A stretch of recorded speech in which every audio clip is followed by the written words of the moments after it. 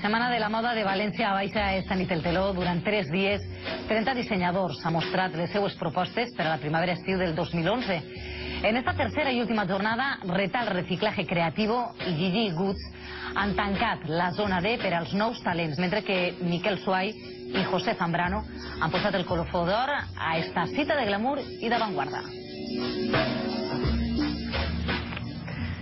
Però la Setmana de la Moda la tancarà un jove dissenyador valencià amb una aposta per la moda del segle XIX. Amb només 26 anys i l'ajuda d'una màquina de cosir, s'ha convertit en tot un fenomen amb seguidors per tot Espanya i fins i tot a Mèxic. Sembla eixit del seu propi llibre de capçalera, Alicia, al País de les Meravelles. Detallista compulsiu, no és mai de casa sense gorreta. Remugant, Fidel David es va apuntar a tall i confecció amb 18 anys. Avui el busquen lolites de les dues bandes de l'Atlàntic. ¿Qué tal, corazón?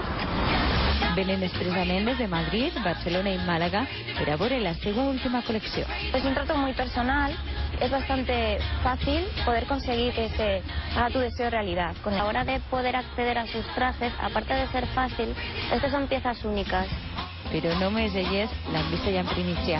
Companyes inseparables, on va Fidel? Ahí están ellos. Es gracioso porque es como, oh, Fidel David y el séquito real. Entre bastidors descobrim pentinat juganet, vestit corset y... Este traje es uno de los más originales porque es un tablero de ajedrez. Un estil exclusiu i un preu competitiu entre els 100 i 200 euros ha fet de Fidel David una marca capdavantera que fa tremolar el sector japonès.